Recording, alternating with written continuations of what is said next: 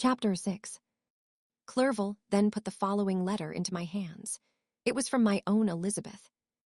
My dearest cousin, you have been ill, very ill, and even the constant letters of dear kind Henry are not sufficient to reassure me on your account. You are forbidden to write, to hold a pen, yet one word from you, dear Victor, is necessary to calm our apprehensions. For a long time I have thought that each post would bring this line, and my persuasions have restrained my uncle from undertaking a journey to Ingolstadt. I have prevented his encountering the inconveniences and perhaps dangers of so long a journey, yet how often have I regretted not being able to perform it myself. I figure to myself that the task of attending on your sickbed has devolved on some mercenary old nurse, who could never guess your wishes nor minister to them with the care and affection of your poor cousin. Yet that is over now. Clerval writes that indeed you are getting better. I eagerly hope that you will confirm this intelligence soon in your own handwriting.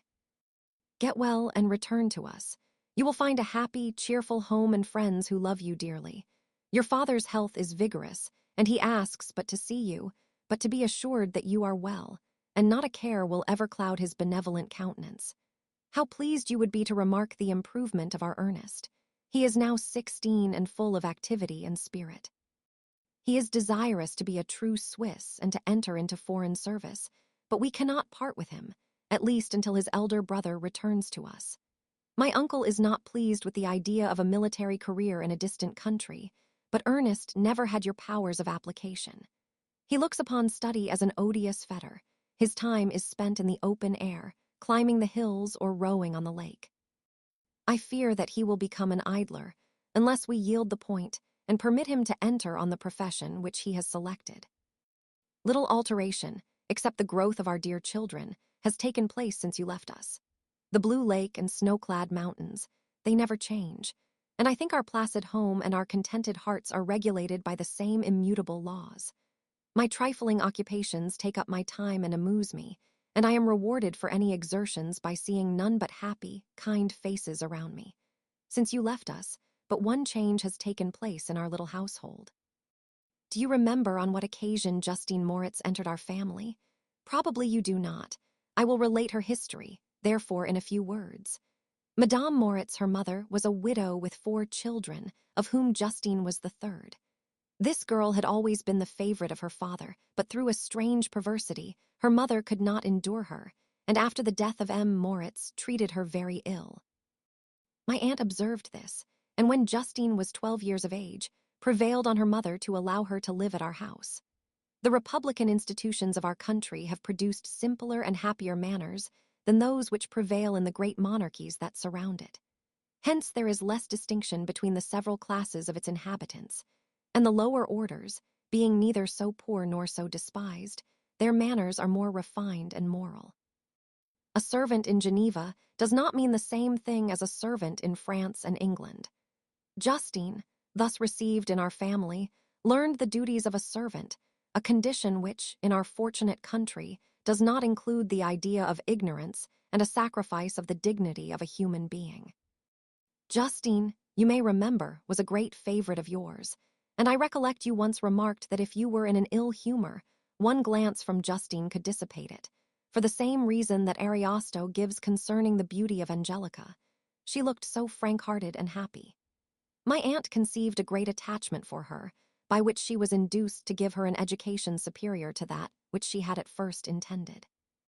This benefit was fully repaid. Justine was the most grateful little creature in the world. I do not mean that she made any professions. I never heard one pass her lips, but you could see by her eyes that she almost adored her protectress. Although her disposition was gay, and in many respects inconsiderate, yet she paid the greatest attention to every gesture of my aunt. She thought her the model of all excellence, and endeavored to imitate her phraseology and manners, so that even now she often reminds me of her. When my dearest aunt died, everyone was too much occupied in their own grief to notice poor Justine, who had attended her during her illness with the most anxious affection. Poor Justine was very ill, but other trials were reserved for her. One by one, her brothers and sister died, and her mother, with the exception of her neglected daughter, was left childless. The conscience of the woman was troubled, She began to think that the deaths of her favorites was a judgment from heaven to chastise her partiality. She was a Roman Catholic, and I believe her confessor confirmed the idea which she had conceived. Accordingly, a few months after your departure for Ingolstadt, Justine was called home by her repentant mother. Poor girl. She wept when she quitted our house. She was much altered since the death of my aunt. Grief had given softness and a winning mildness to her manners, which had before been remarkable for vivacity. Nor was her residence at her mother's house of a nature to restore her gaiety. The poor woman was very vacillating in her repentance. She sometimes begged Justine to forgive her unkindness, but much oftener accused her of having caused the deaths of her brothers and sister. Perpetual fretting at length threw Madame Moritz into a decline, which at first increased her irritability, but she is now at peace forever. She died on the first approach of cold weather at the beginning of this last winter. Justine has just returned to us, and I assure you I love her tenderly. She is very clever and gentle, and extremely pretty. As I mentioned before, her mien and her expression continually remind me of my dear aunt. I must say also a few words to you, my dear cousin, of little darling William. I wish you could see him. He is very tall of his age, with sweet laughing blue eyes, dark eyelashes, and curling hair. When he smiles, 2 little dimples appear on each cheek, which are rosy with health. He has already had 1 or 2 little wives, but Louisa Byron is his favorite, a pretty little girl of 5 years of age. Now, dear Victor, I dare say you wish to be indulged in a little gossip concerning the good people of Geneva. The pretty Miss Mansfield has already received the congratulatory visits on her approaching marriage with a young Englishman, John Melbourne, Esq. Her ugly sister, Manon, married M. Duviat, the rich banker, last autumn. Your favorite schoolfellow, Louis Manoir, has suffered several misfortunes since the departure of Clerval from Geneva, but he has already recovered his spirits and is reported to be on the point of marrying a lively, pretty Frenchwoman, Madame Tavernier. She is a widow and much older than Manoir, but she is very much admired and a favorite with everybody. I have written myself into better spirits, dear cousin, but my anxiety returns upon me as I conclude. Write, dearest Victor. 1 line, 1 word will be a blessing to us. 10,000 thanks to Henry for his kindness, his affection, and his many letters. We are sincerely grateful. Adieu, my cousin, take care of yourself, and I entreat you, write. Elizabeth Lavenza. Geneva, March 18th, 17. Dear, dear Elizabeth, I exclaimed when I had read her letter. I will write instantly and relieve them from the anxiety they must feel. I wrote, and this exertion greatly fatigued me, but my convalescence had commenced and proceeded regularly. In another fortnight I was able to leave my chamber. One of my first duties on my recovery was to introduce Clerval to the several professors of the university. In doing this, I underwent a kind of rough usage, ill befitting the wounds that my mind had sustained. Ever since the fatal night, the end of my labors, and the beginning of my misfortunes, I had conceived a violent antipathy even to the name of natural philosophy. When I was otherwise quite restored to health, the sight of a chemical instrument would renew all the agony of my nervous symptoms. Henry saw this, and had removed all my apparatus from my view.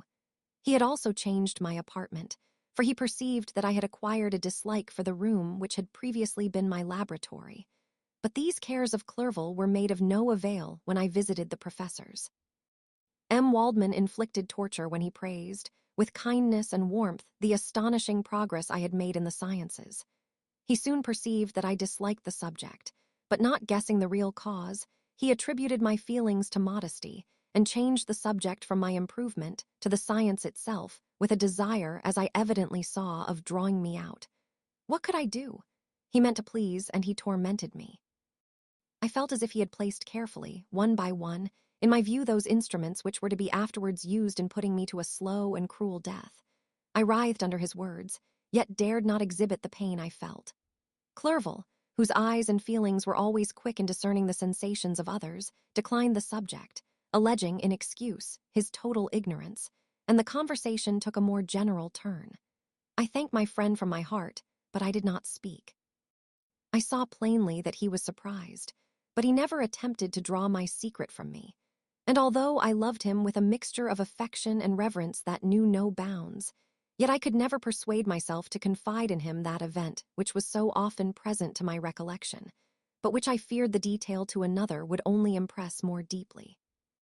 M. Kremp was not equally docile, and in my condition at that time of almost insupportable sensitiveness, his harsh, blunt encomiums gave me even more pain than the benevolent approbation of M. Waldman.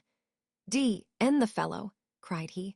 "Why, M. Clerval, I assure you he has outstripped us all. I stare, if you please, but it is nevertheless true." A youngster who, but a few years ago, believed in Cornelius Agrippa as firmly as in the gospel, has now set himself at the head of the university, and if he is not soon pulled down, we shall all be out of countenance. Ay, continued he, observing my face expressive of suffering, M. Frankenstein is modest, an excellent quality in a young man. Young men should be diffident of themselves, you know, M. Clerval. I was myself when young, but that wears out in a very short time. M. Kremp had now commenced an eulogy on himself, which happily turned the conversation from a subject that was so annoying to me. Clerval had never sympathized in my tastes for natural science, and his literary pursuits differed wholly from those which had occupied me. He came to the university with the design of making himself complete master of the Oriental languages, and thus he should open a field for the plan of life he had marked out for himself. Resolved to pursue no inglorious career, he turned his eyes toward the east, as affording scope for his spirit of enterprise. The Persian, Arabic, and Sanskrit languages engaged his attention, and I was easily induced to enter on the same studies. Idleness had ever been irksome to me, and now that I wished to fly from reflection and hated my former studies, I felt great relief in being the fellow pupil with my friend, and found not only instruction but consolation in the works of the Orientalists. I did not, like him, attempt a critical knowledge of their dialects, for I did not contemplate making any other use of them than temporary amusement. I read merely to understand their meaning, and they well repaid my labors. Their melancholy is soothing, and their joy elevating, to a degree I never experienced in studying the authors of any other country. When you read their writings, life appears to consist in a warm sun and a garden of roses, in the smiles and frowns of a fair enemy, and the fire that consumes your own heart. How different from the manly and heroical poetry of Greece and Rome. Summer passed away in these occupations, and my return to Geneva was fixed for the latter end of autumn. But being delayed by several accidents, winter and snow arrived, the roads were deemed impassable, and my journey was retarded until the ensuing spring. I felt this delay very bitterly, for I longed to see my native town and my beloved friends. My return had only been delayed so long, from an unwillingness to leave Clerval in a strange place, before he had become acquainted with any of its inhabitants. The winter, however, was spent cheerfully, and although the spring was uncommonly late, when it came its beauty compensated for its dilatoriness. The month of May had already commenced, and I expected the letter daily which was to fix the date of my departure, when Henry proposed a pedestrian tour in the environs of Ingolstadt, that I might bid a personal farewell to the country I had so long inhabited. I acceded with pleasure to this proposition. I was fond of exercise, and Clerval had always been my favorite companion in the ramble of this nature that I had taken among the scenes of my native country. We passed a fortnight in these perambulations. My health and spirits had long been restored, and they gained additional strength from the salubrious air I breathed, the natural incidents of our progress, and the conversation of my friend. Study had before secluded me from the intercourse of my fellow creatures, and rendered me unsocial, but Clerval called forth the better feelings of my heart. He again taught me to love the aspect of nature, and the cheerful faces of children. Excellent friend, how sincerely you did love me, and endeavor to elevate my mind until it was on a level with your own. A selfish pursuit had cramped and narrowed me, until your gentleness and affection warmed and opened my senses. I became the same happy creature who, a few years ago, loved and beloved by all, had no sorrow or care. When happy, inanimate nature had the power of bestowing on me the most delightful sensations. A serene sky and verdant fields filled me with ecstasy. The present season was indeed divine. The flowers of spring bloomed in the hedges, while those of summer were already in bud. I was undisturbed by thoughts which during the preceding year had pressed upon me, notwithstanding my endeavors to throw them off, with an invincible burden. Henry rejoiced in my gaiety and sincerely sympathized in my feelings.